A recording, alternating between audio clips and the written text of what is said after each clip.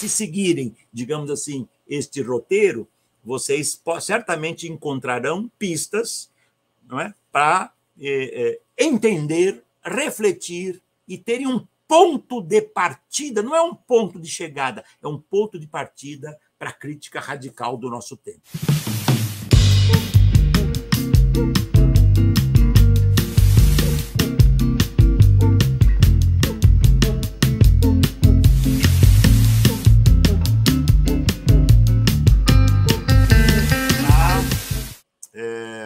Quero manifestar a minha enorme satisfação de, mais uma vez, participar, não é, da comemoração do aniversário do Marx. Não é? Talvez a primeira pergunta fosse: mas por que ler Marx hoje? Marx não é um autor, não é, do século XIX, como tantos dizem. Marx não é um autor cuja obra foi superada, não é? Eu diria, provocativamente, que nunca o Marx foi um autor tão atual. E nunca ele foi um autor tão atual, porque nunca o capitalismo teve uma dimensão tão destrutiva e letal como ele tem neste ano da graça, se pudéssemos brincar com as palavras, nesse ano da graça ou da desgraça de 2022, já adentrando no terceiro ano da pandemia. Um sistema que se tornou destrutivo em relação ao trabalho, à humanidade, à natureza, ao gênero humano, e que obsta e impede a igualdade substancial entre os indivíduos, tá certo? Que compõem o gênero humano, né? A humanidade. Então, Marx nunca foi atual, ele nunca foi tão atual, melhor dizendo, ele nunca foi tão imprescindível. É claro que estudá-lo, né, é para tomar a inspiração da sua obra. Eu lembro que há um diálogo que o Marx faz, eu sempre cito isso, que é muito importante, um diálogo que ele faz com as suas filhas. Elas perguntam: qual é o autor que você mais gosta, o literato que você mais gosta, o teu músico, digamos assim, predileto, a obra que você mais preza, e qual é seu lema de vida? Ele fala em latim algo como: é preciso questionar, duvidar tudo. Né? E nós temos que duvidar de tudo hoje. E Marx é o autor da dúvida, da crítica e da demolição. Segundo, é preciso dizer também, né, que o Marx não tem uma obra una. O Marx e o Engels compõem o que eu chamei recentemente, apresentando um livro, de uma dupla genial. Né? Há digamos assim, um conjunto de textos que são do Marx, há um conjunto de textos que são do Engels, mas a sua obra é una e dúplice. Né? O pensamento do Marx não seria o mesmo sem o Engels, vou dar pistas disso. E o pensamento do Engels não seria o mesmo, jamais o mesmo, sem o Marx. Tá certo? Como que eu poderia, então, apresentar o que ler para estudar Marx? Como ler este autor genial? Como ler esta dupla genial? Como comemorar, tá certo, o aniversário do Marx, né, 204 anos do seu nascimento? Como comemorar esta sua produção, né, prestando uma homenagem justa a ele? É estudando, voltando ao Marx, tá certo? Voltando ao autor que foi o mais genial, a mais genial e mais crítica e mais radical, digamos assim, análise da sociedade, da modernidade burguesa e da sociedade capitalista. Se eu fosse sugerir por onde começar, tá certo, o estudo do Marx, eu dou aula sobre Marx desde 1975, 76. Né? Ou seja, proximamente vou completar meio século de cursos, dos quais dar aulas sobre Marx esteve desde as primeiras aulas que eu dei na universidade. Antes de ser professor universitário, eu fui professor de cursinho, e aí eu não trabalhava a obra do Marx como tema central do curso. Mas apresentar a obra do Marx, como lê-lo, como introduzir ao seu pensamento, é muito difícil. Não é? Então, vou fazer um esforço para, no tempo que temos aqui, dar algumas pistas. Eu diria que o Marx tem 3 críticas seminais, 3 críticas ontológicas, dialéticas e materialistas fundamentais. A crítica da filosofia, a crítica da política e a crítica da economia política. Tá certo? Se eu fosse trabalhar essas 3 críticas, eu poderia escolher qualquer uma delas. Para começar, a crítica da filosofia, a crítica da economia política e a crítica da política. Ou, se quisermos inverter, a crítica da filosofia, a crítica da política e a crítica da economia política. Muito bem.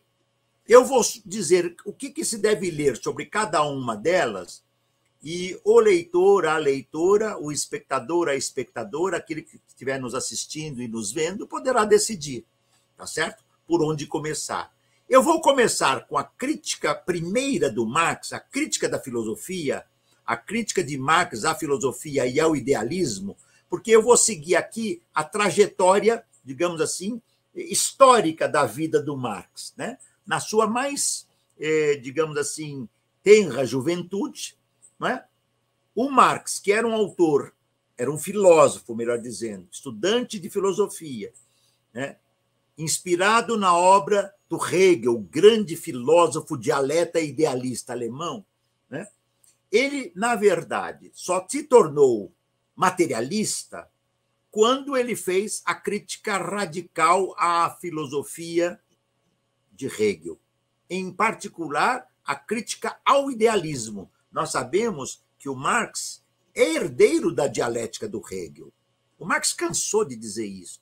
O Marx cansou de dizer que ele era devedor da obra do Hegel, né? Mas ele precisava fazer o acerto de contas, né, com o seu mestre, que era idealista, tá certo?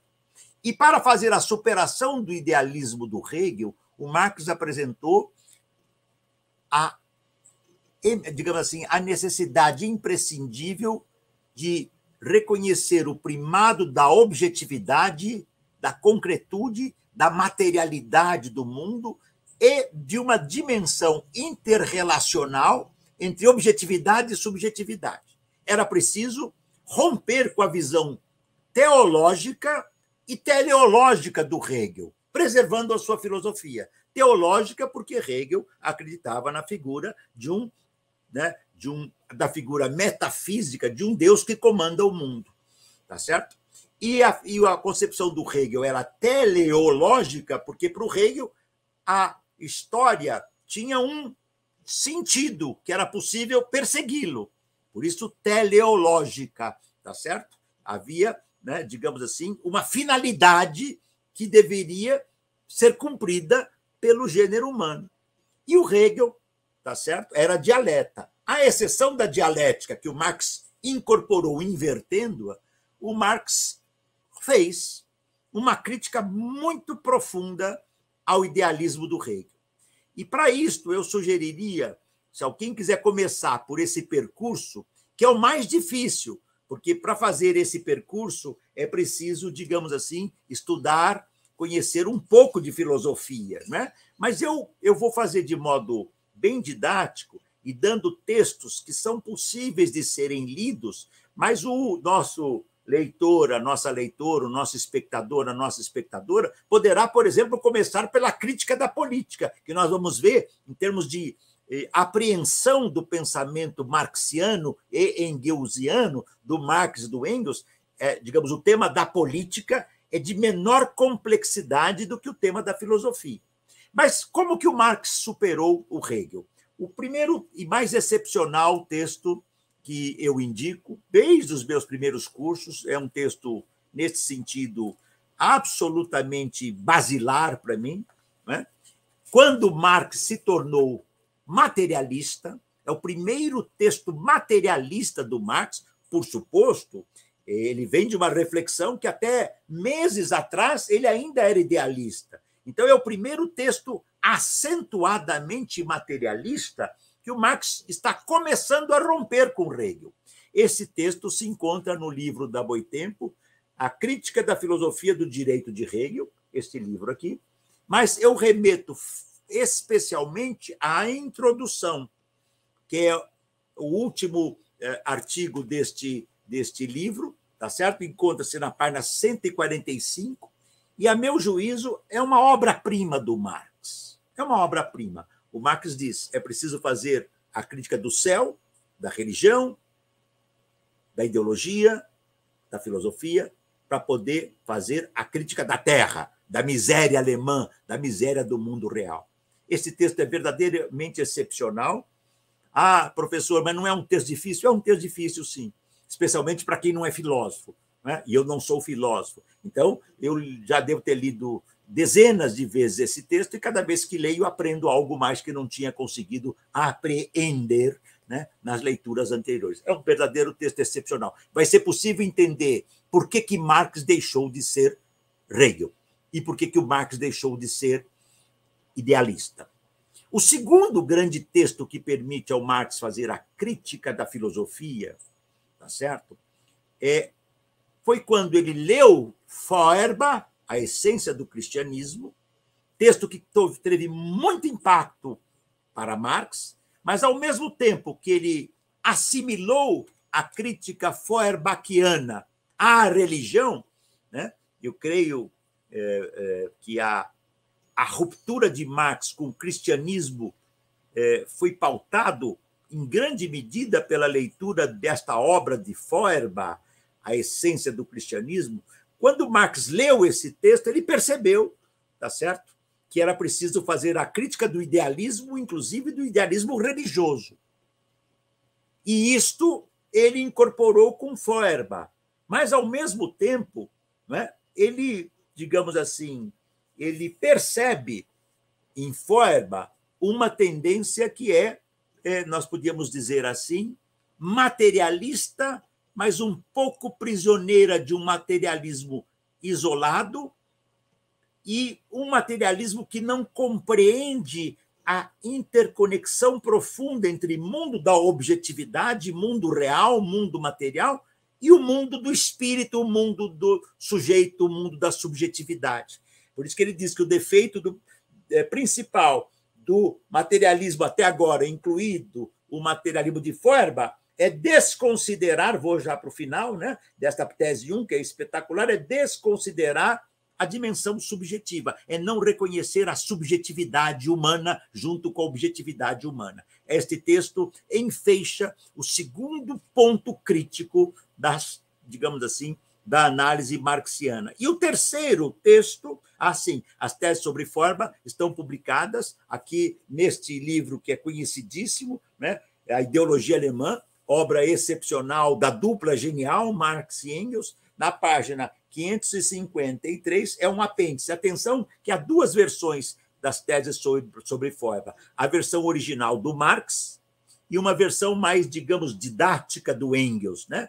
Eu recomendo a leitura das duas, mas se tiver que escolher uma só, né, e começar pela leitura da tese original do Marx, tá? Que é mais complexa, mas, ao mesmo tempo, porque ela é mais, digamos, ela está mais inserida na filosofia do seu tempo, né? E o terceiro texto que o Marx avança na crítica ao idealismo, né, é neste outro livro, também já publicado pela Boitempo, Os Manuscritos Econômico-Filosóficos, publicado em 2004, digamos, quando a coleção Marx e Engels dava os seus primeiros grandes passos, tá certo? Onde o Marx faz o primeiro esboço de uma crítica da economia política, só que ainda muito do plano filosófico, mas é a primeira incursão de Marx à crítica da economia política. É a primeira entrada do Marx, digamos assim, na economia política. Ele vai tratar da propriedade privada, do salário, dos ganhos do capital, da alienação, do estranhamento, do comunismo, da propriedade privada. Se vocês conseguirem ler, então, a introdução de 43 e 44, as teses sobre Feuerbach e, especialmente, o capítulo ou o item O Trabalho Estranhado e a Propriedade Privada, que está nos manuscritos econômico-filosóficos, é possível entender os fundamentos da crítica marxiana digamos assim, ao idealismo. E aqui é preciso fazer uma referência explícita ao Engels. Engels vai ser citado muitas vezes aqui, porque ele é coautor, tá certo, de tantas obras, né, junto com o Marx.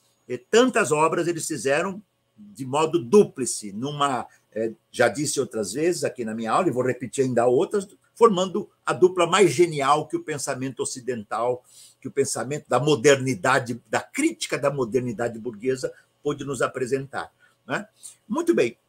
O Marx teve notícia, começou a ter atenção para a economia política, impulsionado por dois movimentos. Porque antes de fazer a crítica da economia política, o Marx fazia, tá certo, a crítica da filosofia, como nós vimos há pouco. Mas foi lendo este belíssimo texto do Engels, é um ensaio pequenininho, esboço para uma crítica da economia política, que o Marx, logo nesse período, tá certo? Nos anos 43, 44, que o seu pensamento materialista está se formando, foi o primeiro texto de economia política materialista que o Marx viu e falou: esse cara está dizendo o que ninguém disse, nem ele, Marx. Nem ele, Marx, tinha se atentado para isso. O Marx estava olhando as greves dos operários da Silésia, ele estava criticando e estarrecido com a violência dos senhores de proprietários de terras que matavam camponeses que tentavam capturar a lenha jogada fora para poder aquecer as suas casas, fazer a sua alimentação, e foram brutalmente reprimidos. Ele, olhando essa vida real e lendo o Engels, ele entendeu que era preciso dar o salto para a crítica da economia política.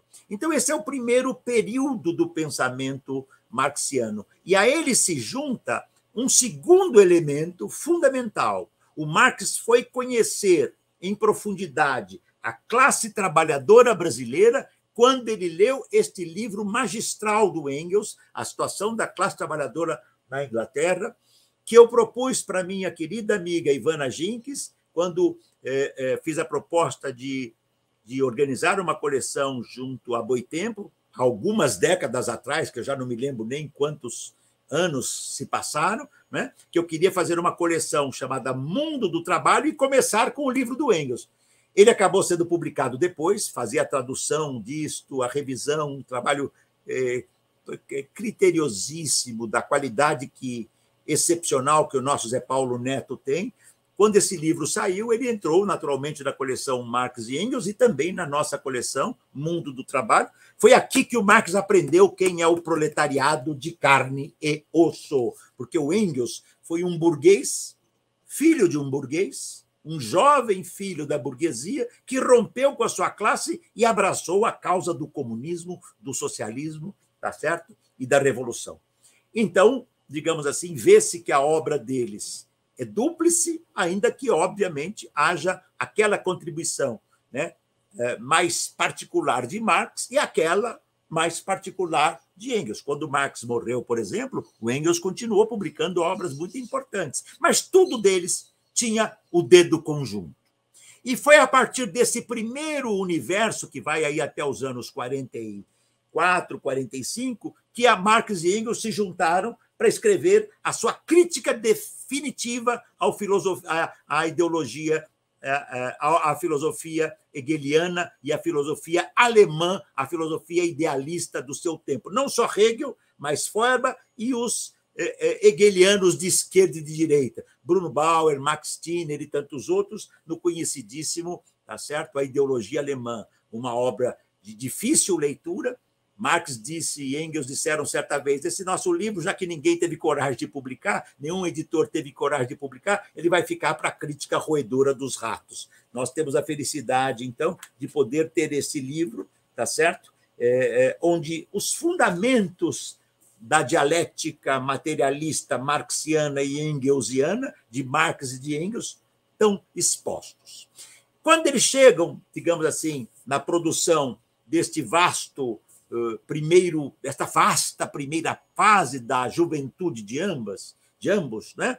É que nesse momento começa a germinar a segunda crítica do Marx, digamos assim, e a terceira, que que eu vou abreviar um pouquinho mais para poder não tomar muito tempo. Eu vou chamar de segunda crítica de Marx a crítica da economia política.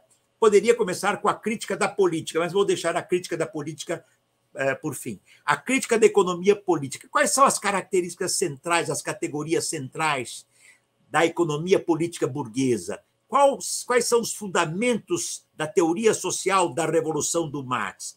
É no Capital, fundamentalmente, tá certo? No volume 1, que ele publicou em vida, publicou em 1867, depois o volume 2 e o volume 3 foram publicados com, digamos assim, a edição, o labor editorial do seu grande parceiro, Engels, porque o Marx já estava morto. É no volume 1 do Capital, que é a análise do trabalho como atividade vital, o trabalho como uma construção humana vital, se metamorfoseia sobre, digamos, a segunda natureza, como disse o Marx, com o advento do capitalismo, tornando-se o trabalho abstrato, assalariado, fetichizado, alienado e estranhado. O valor de uso dos bens digamos assim, se subsume à produção do valor de troca, e isto faz com que, não é, a burguesia desenvolva um sistema de metabolismo social do capital,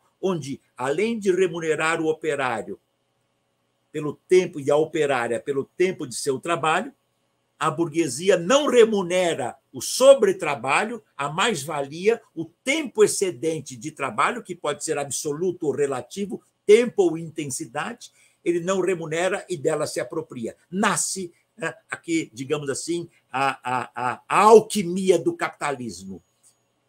A remuneração operária é inferior à sua produção, porque alguém tem que levar o quinhão, alguém tem que levar, tá certo, o butim. E quem passa a mão no butim e privatiza o butim é a burguesia. Nasce a teoria do valor, o trabalho produtivo, o trabalho improdutivo, a produção material, a produção imaterial, e a obra do Marx, então, se desenvolve, é a sua obra madura. É preciso conhecer a obra do Marx da totalidade, mas se alguém me perguntasse qual é a obra, digamos assim, mais acabada e de extrema riqueza do Marx, é o Capital. Em particular, o volume 1, mas o mesmo se pode dizer do volume 2 e do volume 3, sabendo que ambos, o volume 2 e o volume 3, foram, digamos, editados por Engels para torná-lo minimamente compreensível, porque o Marx não tinha finalizado, né? Depois de terminar o livro 1, que publicou em 1867, ele vai morrer em 1883, e, ao morrer, né, ele não tinha terminado o volume 2 nem o 3. Quero dar uma dica também, né, que quem quiser estudar o método do Marx, o Marx recusava um pouco essa ideia de... Né, é muito raro encontrar um estudo do Marx que ele fala do meu método. E no mais espetacular, ele e o Engels escreveram na Sagrada Família um pequeno texto, ainda muito de juventude, mas é nos Grundrisse, tá certo? No borrador, como não poderíamos traduzir, tá certo? Nos rascunhos que o Marx, preparatórios do Capital, né? Que há um capítulo que é de extrema riqueza, chamado Método da Economia Política, que o Marx decidiu não publicar no Capital. Mas quem quiser estudar, são poucas páginas absolutamente preciosas. Quem quiser entender as primeiras pistas de Marx sobre o método tem que ler esse volume. E, com isso, nós chegamos à crítica 3, a terceira crítica do Marx, a crítica da política. A crítica do Estado, a crítica da sociedade burguesa, a necessidade de organizar a classe trabalhadora, sindicatos, partidos, e a teoria da revolução de Marx e de Engels. É muito importante lembrar que, naquele texto que eu indiquei para vocês, o primeiro texto, tá certo, do Marx, né, a crítica da filosofia do direito de Hegel, este aqui, né, neste texto, né, não só na introdução, mas no livro que chama Crítica da Filosofia do Direito de Hegel, o Marx chega à sua primeira crítica magistral. A sociedade emancipada só será emancipada quando ela eliminar as classes, a propriedade privada e o Estado. Numa sociedade emancipada, não há lugar para Estado. E por que não há lugar para o Estado? Não posso aprofundar esse tema aqui. obviamente. Mas não há lugar para o Estado, porque, diz o Marx, o Estado é um ente político de classe.